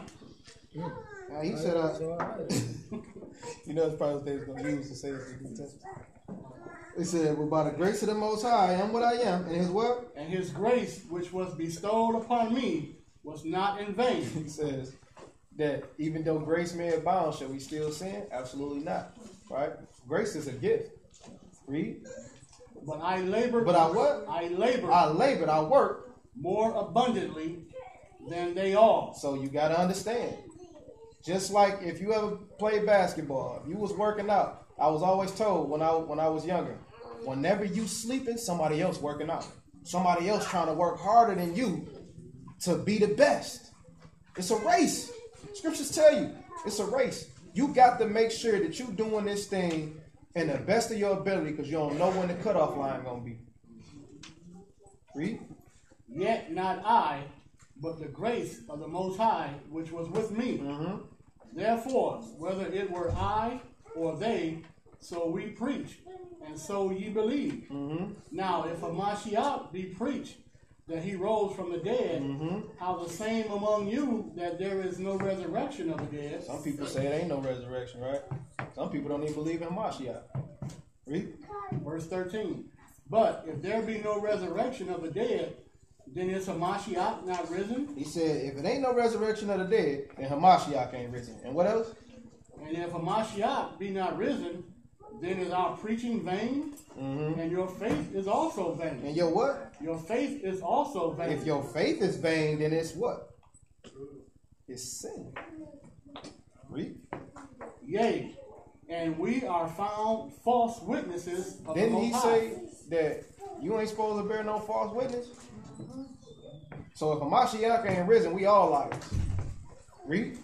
Because we have testified of the Most High, that he raised up Hamashiach, whom he raised not up, if so be that the dead rise not. Read verse 20. Verse 20. But now is Hamashiach risen from the dead and become the first fruits. And become the what? The first fruits. What's the next piece? If he has become the first fruits, then what do we got to produce on first fruits? Good. Read the law. And become first fruits of them that slept. For since by man came death, by man come also the resurrection of the dead. For in Adam, for as in Adam all die, even so in the Mashiach, so all be made alive. Get verse 26. Verse 26. The last enemy. The what? The last enemy. Matter of fact, start at verse 25. Verse 25. For he must reign till he has put all enemies under his feet. And the last enemy. And the last enemy. Your enemy. That shall be destroyed. Is what? Death. Is death. So these things we ought to consider. All right? Praise Bridget. With that, I say shalom. Shalom. Powerful. Yes. All praises to Yah. So y'all shoot. Any questions, comments, statements? You learned something? No doubt. I got comments, so I can see now why there'll be so many people that don't make it, because according to all these things that he said sin, the majority of the people are committing every day. Absolutely. And don't even consider it. That's the whole thing. We don't even consider it. At any time that you don't have faith in the Most High, let's just, he said, whatever is not of faith is sin. Right? So if you go and interview for a job, you're like, man, I know I might not get that. Do you have faith that you're going to get the job? Absolutely not. So if it's not a faith, then it's what? It's sin. You just put doubt. You just shorten the Most High's arm.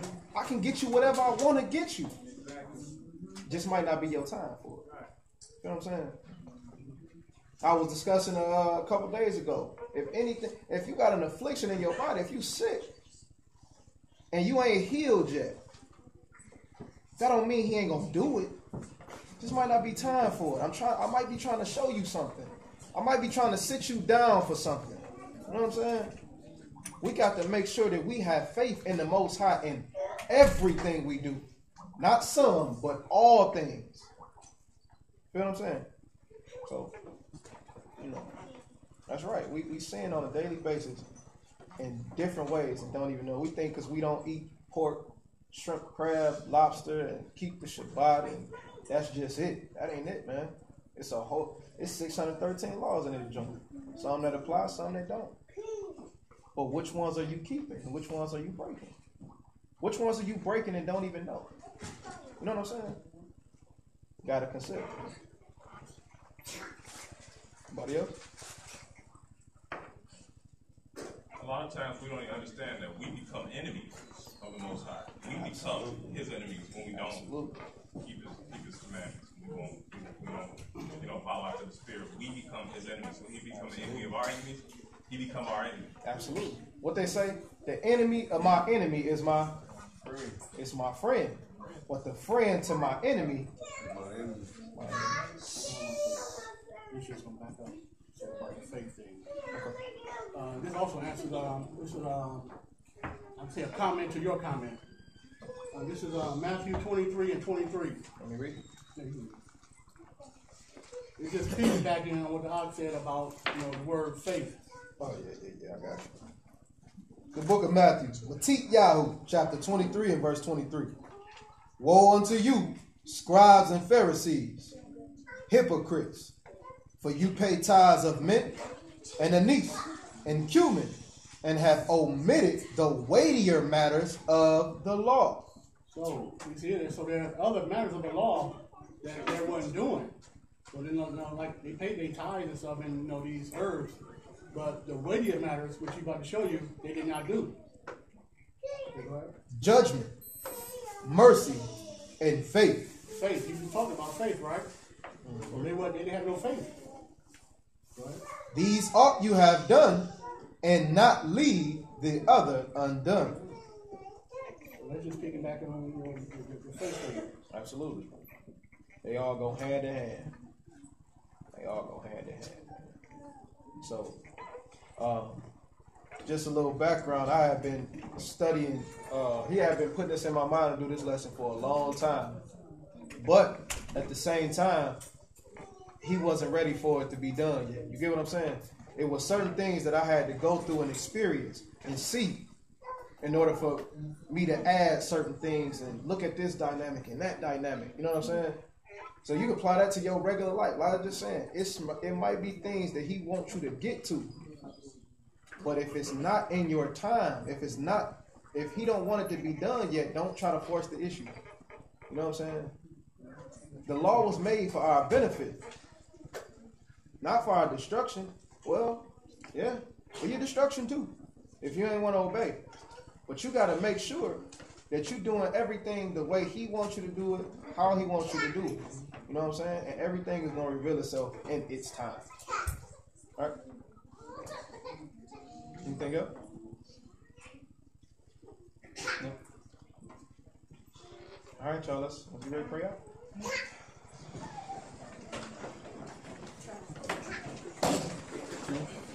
Shalom.